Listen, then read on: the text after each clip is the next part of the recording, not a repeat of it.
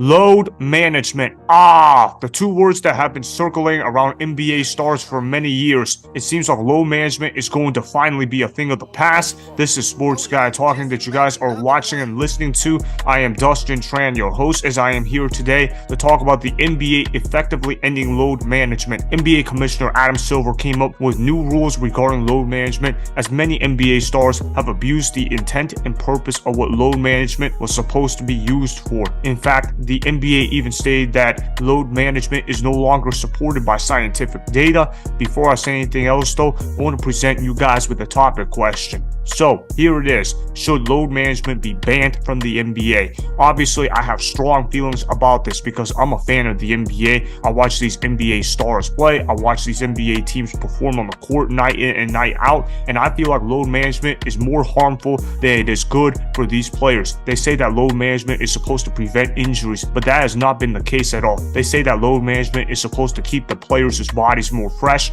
and ready to go come playoff time, but that certainly has not been the case. You look at some of these notable NBA superstars that have used load management in order to get through with the regular season. Those names include Kawhi Leonard, Paul George, James Harden, Anthony Davis, Kyrie Irving, Kevin Durant, and I want to throw in an honorable mention. His name is Ben Simmons, although he's not really a star. He's more like a scrub these days, but he was a former star for the Philadelphia 76ers. Now he's a scrub for the Brooklyn Nets. But when you talk about these guys, man, those guys have literally abused load management. You see, the purpose of load management was supposed to be for guys like Tim Duncan and Tony Parker to have vet days off because those guys had old legs. Those guys were 35 plus years old, and those guys were basically heading towards the end of their careers where they were going on deep playoff runs and they needed a night off. Look, I'm not saying that these guys got to try to play all 82 games, but can you guys at least try to play 70 games a year? Can you guys at least try to show effort in trying to play in these games? I mean, these dudes are literally skipping out half the season. Some of these dudes aren't even playing half a season. Some of these dudes are playing 40 games a year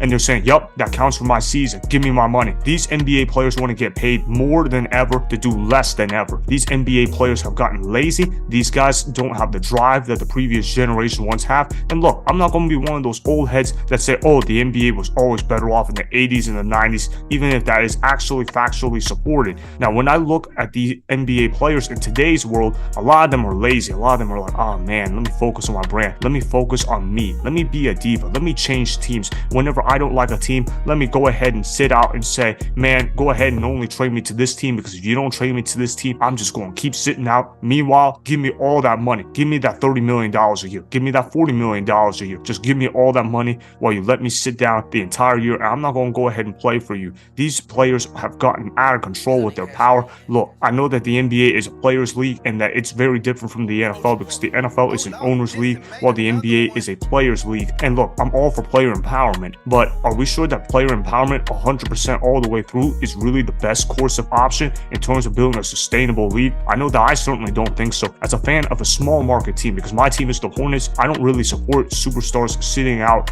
games all the time just because of the fact that it's not really good for the branding of the NBA whatsoever. And I get that there are guys that have legitimate injuries like Klay Thompson. That's why I didn't include him on that list. That's because the dude has legitimately been hurt a lot for the Golden State Warriors. But I'm talking about some of these other superstars that have become incredibly lazy to play on the basketball court. I mean, you could have a dude that gets an injury that nobody can figure out what happened. I mean, he's out for an entire month because nobody knows what the heck happened. You can't contact him. He might be halfway across the globe because of the fact that he doesn't want to play basketball for you whatsoever. I mean, these dudes literally wake up every single day and say, hey, I can go to work or I cannot go to work. I don't care. Give me my money. I don't care to be a great basketball player. I don't care to help my team win games. And that's the issue that the NBA has had in the past with load management. That was not what the purpose of load management was supposed to be. The purpose of load management was for guys like Tony Parker, Manu Ginobili, and Tim Duncan to get rest days off because those guys were in their older 30s basically, and they were at the end of their NBA careers. And we got that they were on several playoff runs. That actually made sense. But it's not like those guys were missing 30 games a year and saying, who cares? Give me my money. Those guys were missing more like 5 to 10 games a year,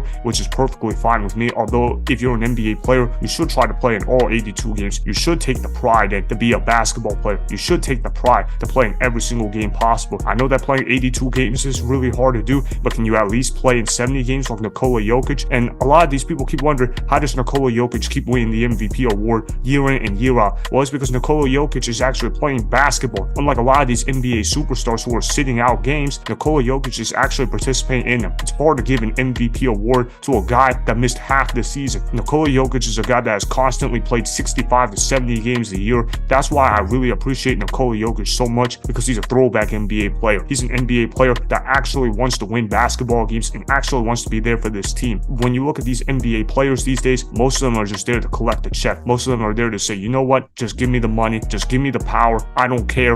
And if I show up in the playoffs, good for me. If I don't show up, time to go blame the coach, time to go blame my teammates, and time to rip up that contract and request a trade. I then expect another NBA team to go ahead and pay me hundreds of millions of dollars. That's exactly the problem that the NBA has right now. They got dudes that care more about themselves than they do about the team. And when you have a lot of divas in the league, that is going to be bad business. Now, I get that divas and personalities, they're supposed to be good for the league, but in the case of the NBA, that has certainly not helped them out whatsoever, because when they've had stars and divas go along with each other, it typically does not end well, and that player ends up changing teams all the time. Just look at James Harden for an example. Dude requests a trade basically every single year. Whenever the first thing doesn't go right for him, oh, I want out. I want to request a trade. I don't want to fight through these hard adversity battles. Just give me a trade. Just let me form up this super team and let me go ahead and try to team up with another big three. And then whenever that doesn't get going, let me go ahead and request another trade. And then he just hops around from team to team as if he doesn't have a contract to go ahead and serve. I mean, my goodness, have we ever seen a workforce where employees have more power than the employer? I mean, these NBA players have the mentality of having more power than their freaking owners. And that's the problem that I have with these NBA players. These NBA players are acting like they are the ones that control the league. They act like they are the ones that run the league. And they act like if they leave the game, then the game of basketball cannot go on without them. And that's honestly not reality. That's not society. And what do NBA fans want to have with their stars in common? They want to have that relatability factor with them. These NBA players cannot relate with their fans, and their fans definitely cannot relate with these NBA superstars, because these NBA superstars want to skip game after game after game. These dudes are literally taking a nap during the regular season and saying, who cares, regular season don't matter, see you in the playoffs. And whenever they do get to the playoffs, they end up not playing the playoffs because, oh, I can't keep up with basketball whatsoever.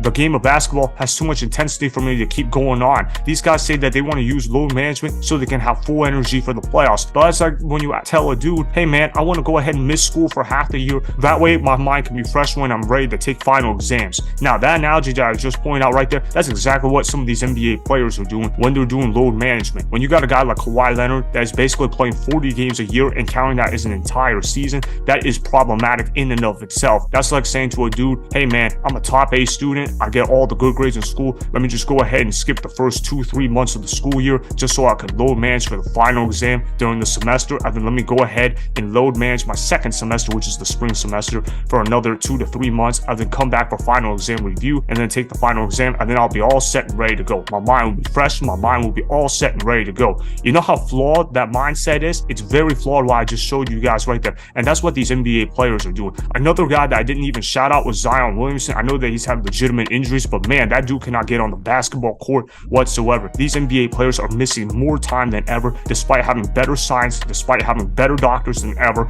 and these dudes don't have the same drive, they don't have the same heart that their old generation once had. That's the problem that I have with these NBA players. Load management caused more harm than good. I mean, you look at the new rules that are there for load management. Adam Silver is basically begging for them, please go ahead and play for the national games because we need to make money, we need to make our revenue, and our fans are pissed at us. I mean, there's 5 new rules about it. Now, they're saying that there's no more than 1 star player that cannot be unavailable for the same game. And then there's their teams that should ensure that their star players are available for national TV and in-season tournament games. In other words, Adam Silver wants these players to play for the in-season tournament that is there and for nationally televised games, because those are the games that bring in the most money revenue-wise. So Adam Silver is demanding that these players go ahead and play. Adam Silver, we all know that he's a weak Warren. That's the nickname that I have for Adam Silver, because he's the ultimate simp to players. I mean, look, Adam Silver at this point, I mean, I gotta give him credit for at least trying to get load management to stop, but the issue should have been stopped a long time ago. Another rule that is now imposed is that teams must maintain a balance between the number of 1 game absences for a star player in home games and road games. They want those load management games, if they were to happen,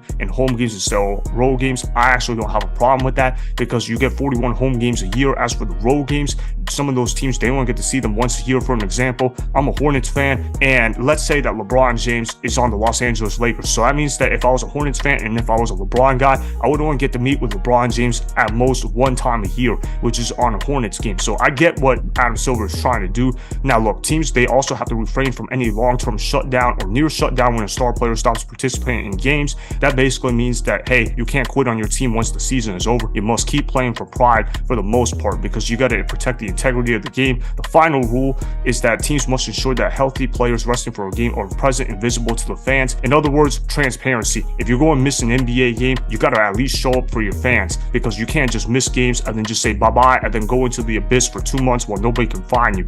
And these issues that have been plaguing the NBA in recent seasons, that's the reason why NBA ratings have gone down. Hopefully the new load management rules are going to increase NBA ratings, but let's see what happens. I kind of have doubts for some of these NBA superstars because of the fact that some of them are just that lazy to play basketball. I mean, it's really a damn shame that those guys are lazy to play basketball, because some of us could only dream of playing basketball at the professional level. So that's why load management should be a thing of the past when it comes to dealing with NBA superstars, as the negatives clearly outweigh the positives for all of the players, coaches, owners, and fans. Remember, go ahead and subscribe to Sports Guy Talking, like the video, and please comment down below. If you guys do that, I may shout you guys out in my Instagram story every Monday. That'll be for the @Dustin Tran Instagram account. Make sure to follow me on Instagram @Dustin Tran and @Sports Guy Talking. Also, go follow me on Twitter @Dustin Tran. Again, go ahead and do those things that I just told you guys to go do. Hopefully, you guys enjoyed the content that was just produced. Peace out. I hope you enjoyed that video. Want more Sports Guy Talking, the home of great sports content? Make sure you click that subscribe button to get the latest from Sports Guy Talking.